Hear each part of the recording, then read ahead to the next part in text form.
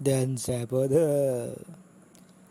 දැන් නිල නිවාස කෝලම ඉවරයි. දැන් සීයාගේ බටලන්ද කෝලම පටන් අරන් තියෙන්නේ. ඒකත් චුට්ටක් බලමුද? ඔබට බටලන්ද වධකාගාරය ගැන චෝදනා රැසක් ඉදිරිපත් වෙලා තියෙනවා. එහෙම දෙයක් පාර්ලිමේන්තුවේ සභාගත වෙලා නැහැ. ඒ පිළිබඳව පාර්ලිමේන්තුවේ කතා කරලා නැහැ. බටලන්ද වධකාගාරය ගැන විස්තර කරන්න අද මහත් එකතු වෙලා ඉන්න අපිත් එක්ක.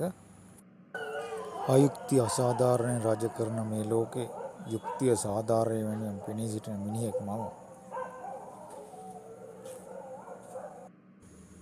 ඒ කාලේ මම රාජකාරී කරේ යුද හමුදා පොලිස් බලකායේ ඡායාරූප ශිල්පියෙක් විදියට.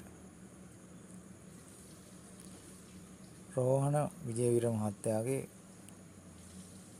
ඡායාරූප ටිකක් ලබා ගන්න මං එතෙන්ට ගියා. මේ දවස්වල බටලන්ද වධකාගාරය ගැන නේද කට්ටිය කරන කතාව? මොන පිස්සුද? ඕවා ඔක්කොම නාට්‍යයක් විතරයි. ආණ්ඩු වෙනකොට කියාගෙන ආවේ කොහොමද? දැන් වැඩ සිද්ධ වෙන්නේ කොහොමද?